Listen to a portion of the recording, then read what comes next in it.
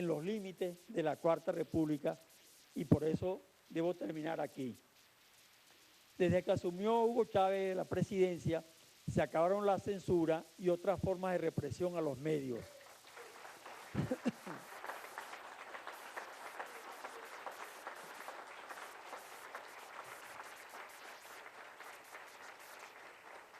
Se acabaron las llamadas telefónicas intimidatorias a los periódicos para exigir la publicación o no de ciertas noticias.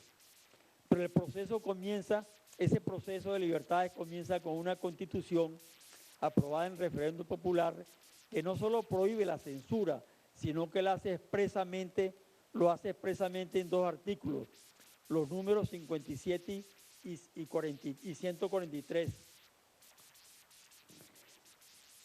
Y ni siquiera decretado un estado de emergencia en Venezuela puede limitarse la libertad de informar. Yo creo que una disposición como esta no existe en ninguna constitución de ningún país del mundo.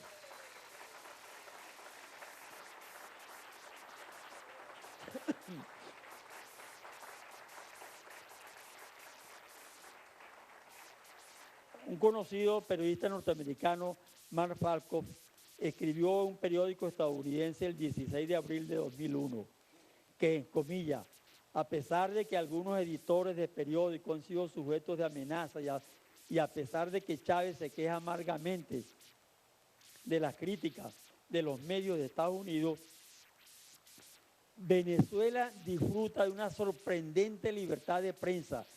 De hecho, tan libre que es difícil creer algunas de las historias que aparecen sobre el gobierno casi a diario. Finalmente, el gobierno no se ha esforzado en restringir huelgas o descontento popular.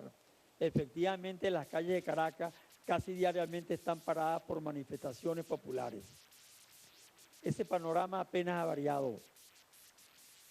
Cualquier visitante que se quede en Caracas varios días podrá ver en prensa y en televisión y escuchar en radio cualquier tipo de noticias reales o supuestas, inventadas o no, contra el gobierno, y los artículos más radicalmente opositores, llamando incluso al derrocamiento del presidente Nicolás Maduro, sin que se intente silenciarlo.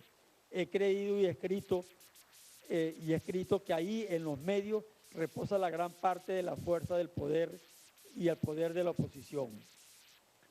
Lo que tampoco tienen censura ni límites son los despachos de las corresponsalías, agencias y servicios informativos internacionales, responsables de la negativa imagen de Venezuela en la mayoría de los países del mundo, que solo reciben sus versiones.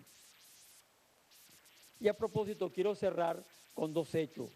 Uno fue la inesperada votación de Podemos en España, que con los medios de comunicación en contra y la mayoría de la opinión pública adversa pudo abrirse paso y convertirse con casi 1,5 millones de votos en la cuarta fuerza electoral en ese país, demostración de la fuerza de los principios del socialismo del siglo XXI que lo inspiraba.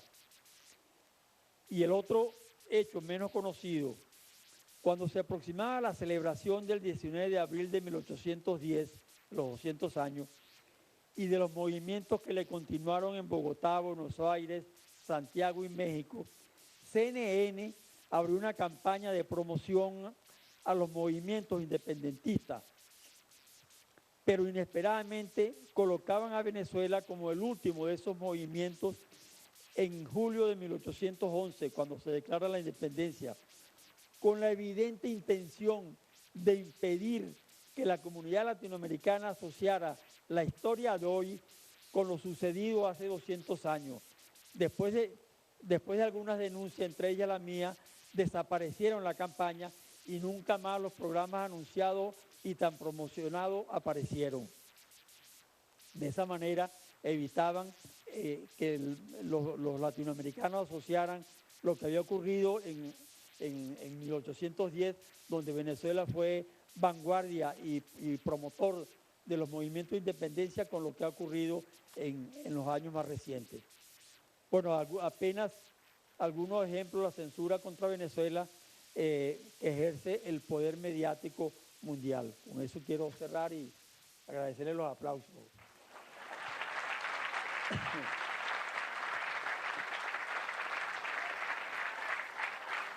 Igual.